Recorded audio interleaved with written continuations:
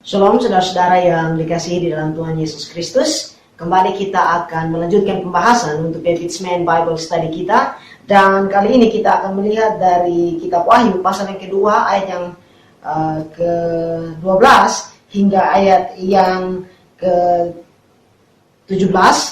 Dan ini merupakan kelanjutan dari seri pembahasan kita mengenai jemaat-jemaat yang ada di dalam kitab Wahyu. Karena itu sebelum kita membahas firman Tuhan lebih jauh, mari kita berdoa. Bapa di dalam kerajaan surga, kami bersyukur untuk penyertaan dan kasih-Mu. Kami bersyukur untuk perlindungan dari Tuhan sendiri. Sampai pada saat ini kami masih menikmati sukacita, masih menikmati kesempatan untuk merenungkan firman Tuhan. Kami berdoa Roh Kudus menolong hati dan pikiran kami, agar apa yang kami belajar dari firman-Mu boleh tertanam, bertumbuh, menghasilkan buah dalam kehidupan kami untuk kemuliaan nama Tuhan. Kami menyerahkan kehidupan kami dalam tangan kasih-Mu. Roh Kudus berikan kami kekuatan untuk kami boleh hidup di dalam ketaatan. Di dalam nama Tuhan Yesus kami berdoa. Amin. Jemaat Pergamus merupakan salah satu jemaat yang ada di Asia Kecil yang juga menerima surat dari Yesus di sini bersama dengan 7 jemaat yang lain. Dan sedikit latar belakang untuk kota Pergamus, bahwa kota ini merupakan salah satu kota yang cukup besar di Asia Kecil atau Turki. Dan kota ini cukup maju sebenarnya dalam hal pendidikan, sebab mereka memiliki perpustakaan yang cukup besar pada waktu itu. Dan ada catatnya mengatakan bahwa perpustakaan yang mereka miliki itu memang sekitar 200.000 volume buku. Sehingga kota ini cukup maju dalam hal literatur.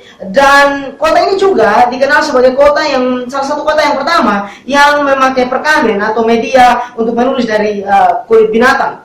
Lalu saya mengutip dari Mary Unger, dia mencatat bahwa kota ini punya satu persoalan, yaitu sangat ketagihan dengan penyembahan berhala. Jadi ada satu dinamika yang cukup unik yang terjadi di sana, bahwa mereka begitu maju di dalam hal literatur, tetapi juga di dalam hal penyembahan berhala atau hal yang bersifat superstitious. Nah, di sini kota ini kalau mau dilihat seperti tadi saya katakan, menjadi pusat pendidikan, tapi juga pusat penyembahan berhala dan kemewahan dunia pada abad pertama. Sehingga semua hal yang datang kepada orang Kristen di Pergamus merupakan tantangan yang cukup besar untuk dihadapi oleh mereka. Lalu kita akan lihat di sini, langsung melihat bagaimana pandangan Tuhan Yesus terhadap jemaat di Pergamus. Sedikit catatan bahwa semua surat yang ada di dalam kitab Wahyu ini memiliki pola yang mirip, yaitu ada gambaran atau pengungkapan dari Kristus terhadap jemaatnya, bagaimana dia memperkenalkan diri kepada jemaatnya. Yang kedua, ada pujian. Yang berikut kemudian mungkin ada teguran di sana, dan ada ajakan untuk pertobatan dan ajakan untuk mendengar apa yang disampaikan. Frasa barang siapa bertelinga hendaklah ia mendengarkan apa yang dikatakan Roh kepada jemaat-jemaat, diulang kepada setiap jemaat yang ada. Nah, di ayat yang ke-12 di sini dikatakan demikian, dan tuliskanlah kepada malaikat jemaat di Pergamus. Nah, kembali malaikat jemaat di sini seperti yang sudah kita bahas pada 2 jemaat sebelumnya, merujuk kepada pemimpin jemaat atau gembala dari jemaat yang ada di sana. Dikatakan bahwa inilah firman Dia yang memakai pedang yang tajam dan bermata 2. Nah, di sini Tuhan Yesus memperkenalkan diri sebagai Dia yang memakai pedang yang tajam dan bermata 2. Saya ingin untuk kita kembali sedikit melihat di dalam pasal yang pertama dari kitab Wahyu, ayat yang ke-16, dikatakan tangan kanannya memegang 7 bintang dan dari mulutnya keluar sebilah pedang tajam yang bermata 2. Mukanya bersinar seperti matahari pada siang hari bolong.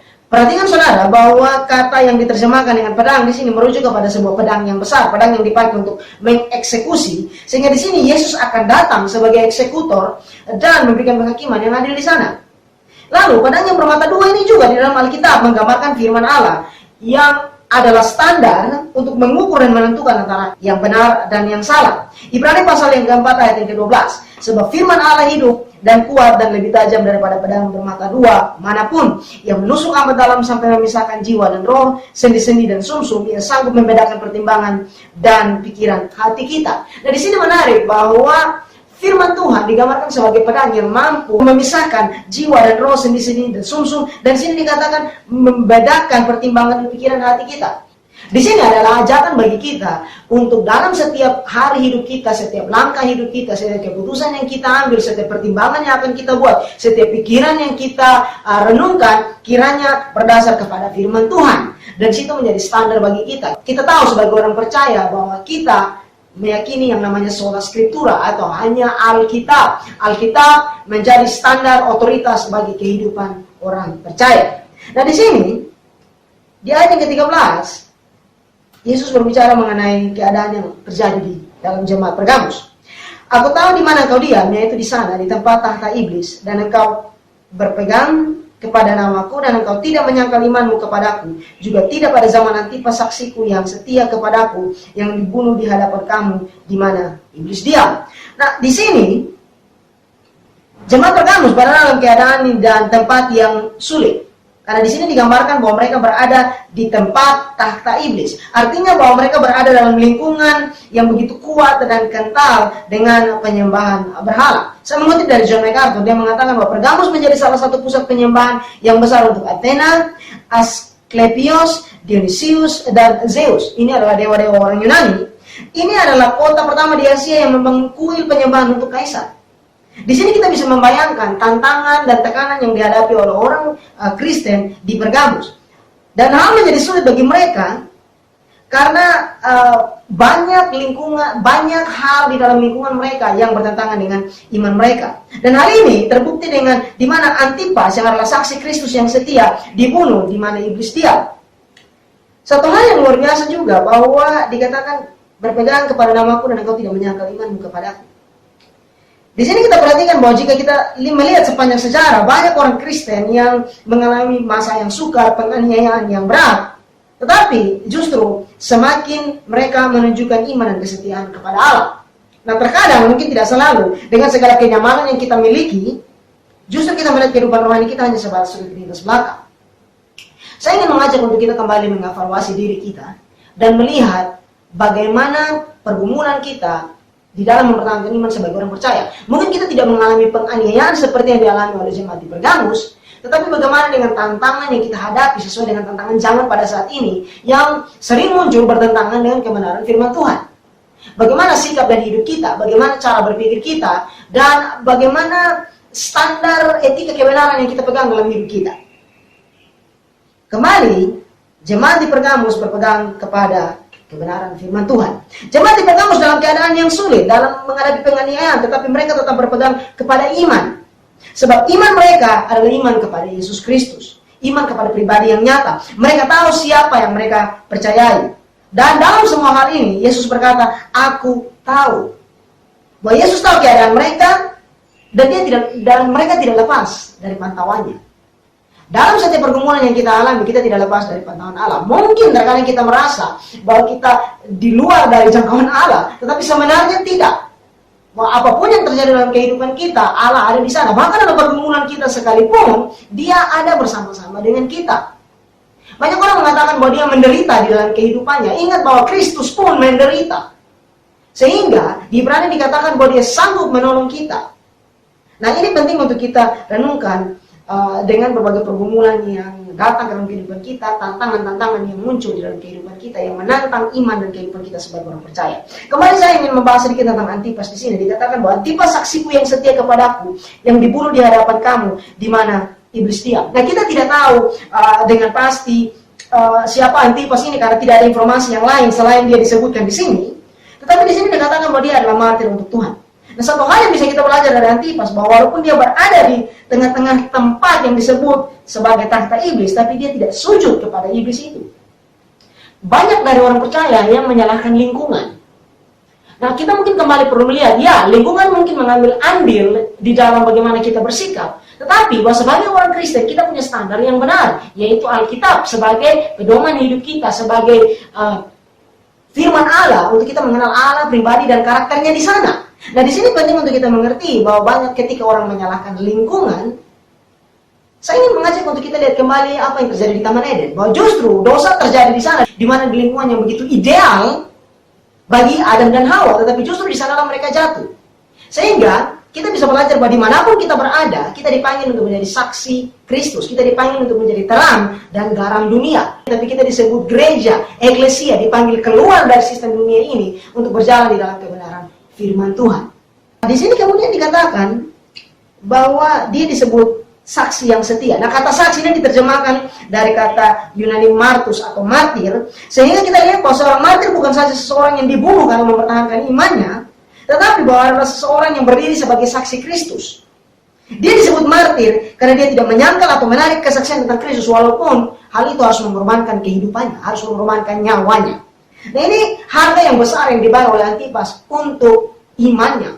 Ada harga untuk setiap ketaatan, tetapi itu bukan sesuatu yang sia-sia. Lalu, dengan semua hal yang luar biasa terjadi di Pergamus ini, dengan penganiayaan tetapi keteguhan mereka di dalam iman, apakah semua berjalan baik-baik saja? Di ayat 14 kita melihat ada teguran yang diberikan. Tetapi aku mempunyai beberapa keberatan terhadap engkau. Di antaramu ada beberapa orang yang menganut ajaran Bileam, yang memberi nasihat kepada Balak untuk menyesatkan orang Israel, supaya mereka makan persembahan berhala dan berbuat zina. Ayat yang ke-15, demikian juga ada padamu orang yang berpegang kepada ajaran pengikut Nikolaus. Dari semua hal yang terjadi dengan pujian yang diberikan kepada mereka, hal itu tidak membuat bahwa kesalahan mereka atau kelalaian mereka dan kompromi mereka terhadap pengajaran sesat itu harus dimaklumi. Ada beberapa teguran yang Yesus berikan di sini kalau kita simak lebih dalam. Bahwa yang pertama, bahwa di antara mereka ada beberapa orang yang menganut ajaran Bileam. Nah, persoalan pertama yang ditegur di sini bahwa mereka berkompromi terhadap pengajaran sesat. Kisah tentang Bileam, kalau kita mau lihat lebih jauh, ada di dalam Bilangan pasal 22 hingga pasal yang ke-25, di mana saat bangsa Israel keluar dari Mesir, mereka akan melewati daerah Moab. Dan Raja Moab, yaitu Balak, pada saat itu menyewa Bileam, karena dia takut kepada orang Israel, dia menyewa Bileam untuk mengutuk orang Israel, tetapi Tuhan tidak mengizinkan Bileam untuk mengutuki orang Israel. Nah, tetapi karena Bileam menginginkan upah yang dijanjikan oleh Balak, maka dia memberikan saran kepada Balak untuk menghancurkan bangsa Israel dari dalam. Yaitu dengan cara mengirimkan gadis-gadis dari Moab untuk menggoda orang Israel, dan orang Israel ikut mengikuti mereka, kawin campur dengan orang-orang Moab ini, dan akhirnya turut menyembah berhala di sana. Itu ada di dalam Bilangan pasal yang ke-25, dan kita lihat bahwa hukuman yang terjadi di pasal 25 ayat ke-9 dari kitab Bilangan dikatakan orang yang mati karena tulah itu ada 24.000 orang banyaknya. Di sini kita lihat bahwa Bileam adalah gambaran dari orang yang memanfaatkan apapun untuk mendapatkan keuntungan. Di dalam surat Yudas, peringatan yang sama diberikan. Yudas 1 ayat yang ke-11. Celakalah mereka, karena mereka mengikuti jalan yang ditempuh oleh Kain, dan karena mereka oleh sebab upah menceburkan diri ke dalam kesesatan Bileam, dan mereka binasa karena kedurhakaan seperti Korah. Nah, perhatikan ada teguran yang diberikan di sini bahwa oleh sebab upah menceburkan diri ke dalam kesesatan Bileam. Berkompromi terhadap ajaran sesat untuk mendapatkan upah di sana, mendapatkan keuntungan untuk pribadi. Nah, di sini kita lihat bahwa pengajaran yang benar menjadi hal yang penting untuk kehidupan orang percaya, baik secara pribadi maupun sebagai sebuah persekutuan. Di sini kita bisa mengerti bahwa pentingnya menjaga pengajaran yang sehat, pengajaran yang benar dalam sebuah persekutuan, sebuah gereja, dan bahkan pribadi lepas pribadi. Paulus memberikan nasihat kepada Timotius demikian dalam 1 Timotius 4 ayat 16. Awasilah dirimu sendiri dan awasilah ajaranmu. Bertekunlah dalam semuanya itu, karena dengan berbuat demikian engkau akan menyelamatkan dirimu dan semua orang yang mendengar engkau. Di sini pesan yang diberikan kepada Timotius sangat jelas bahwa dia harus menjaga dirinya dan menjaga ajarannya. Bahwa ajaran yang diberikan nampak dari sikap hidupnya. Di sini kedua hal itu harus berjalan berimbang. Nah, kita perlu mengerti akhirnya bahwa mengapa ada para hamba Tuhan yang menekankan kepada pengajaran firman yang murni, yang alkitabiah, terkadang sampai harus mengkritisi pengajaran-pengajaran yang mereka lihat dan mereka tahu bertentangan dengan kebenaran yang mendasar dari firman Tuhan itu sendiri. Ini bukan karena mereka suka nyinyir atau sering kita pakai istilah mereka kepo, bukan, tetapi karena mereka sadar akan bahaya yang besar dari pengajaran yang sesat itu. Kenapa? Sebab tindakan yang kita ambil berasal dari apa yang kita percayai. Dan kita harus perlu melihat pengajaran yang murni, pengajaran yang benar dari kebenaran firman Tuhan. Kenapa? Karena hal ini juga berdampak kepada kerohanian kita. Dan itu adalah hal yang penting untuk kita perhatikan. Ayat yang ke-15. Demikian juga ada padamu orang-orang yang berpegang pada ajaran Nikolaus. Nah, kelompok ini pernah disinggung sebelumnya di dalam pasal yang kedua dari kitab Wahyu ayat yang ke-6 pada saat berbicara mengenai jemaat di Efesus.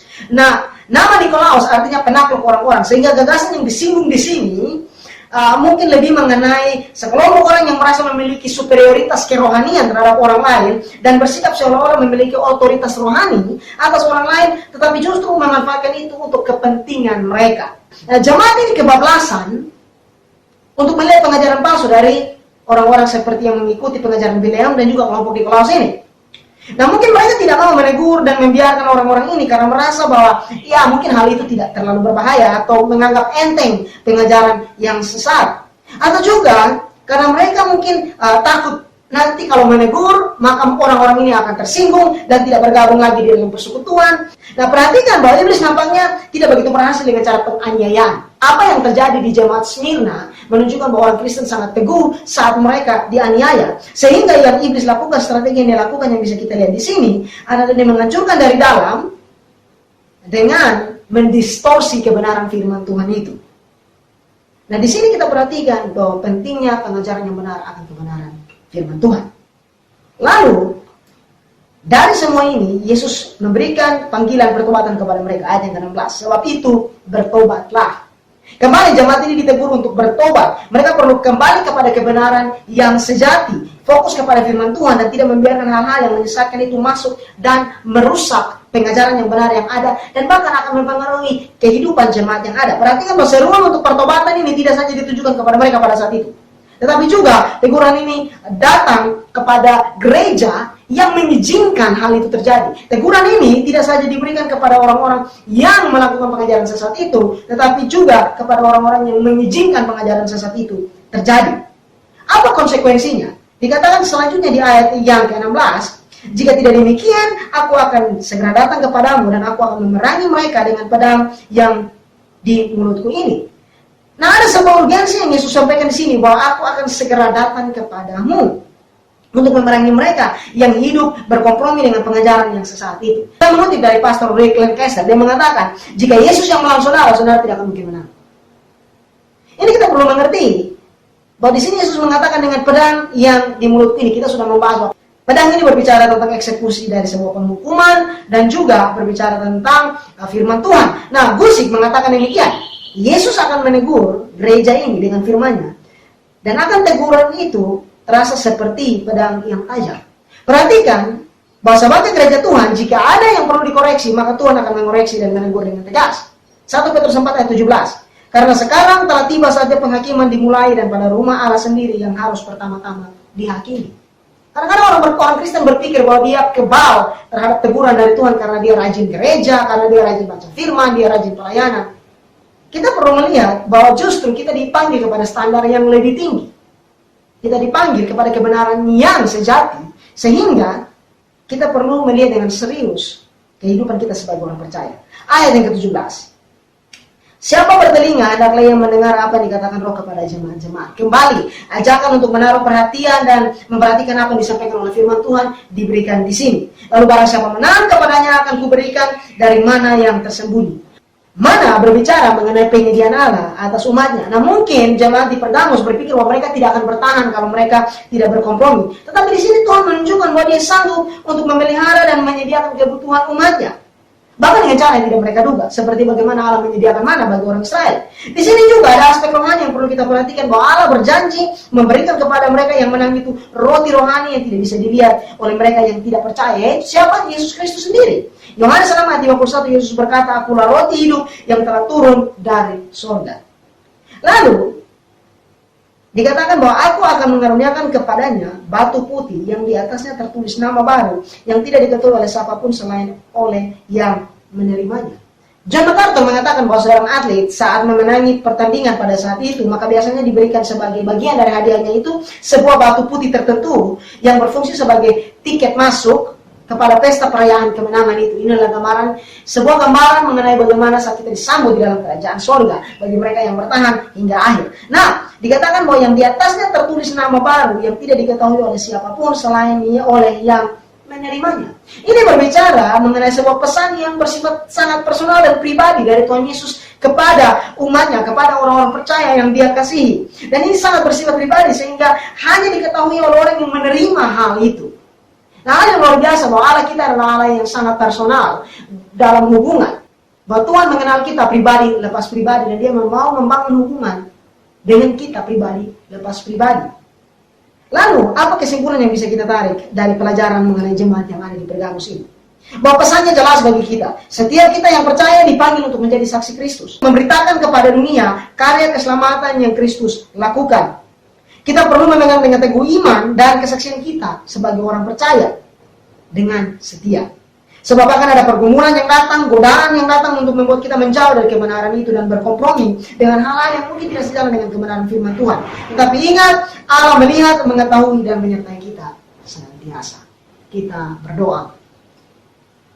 Bapa, kami bersyukur untuk kebenaran firman-Mu. Hamba-Mu terbatas, tapi kami percaya Roh Kudus tidak terbatas untuk terus berbicara di dalam hati dan pikiran kami. Kami berdoa Tuhan menolong untuk kami boleh mengerti lebih jauh apa menjadi kehendak-Mu. Roh Kudus berikan kami kekuatan untuk kami boleh berdiri teguh, berpegang teguh kepada iman dan pengakuan kami sebagai orang percaya. Dan Tuhan, Kau mampukan kami untuk kami boleh menunjukkan kehidupan kami sebagai saksi-Mu yang dimana nama Tuhan boleh dipermuliakan. Ini doa permohonan kami di dalam nama Tuhan Yesus kami berdoa. Amin.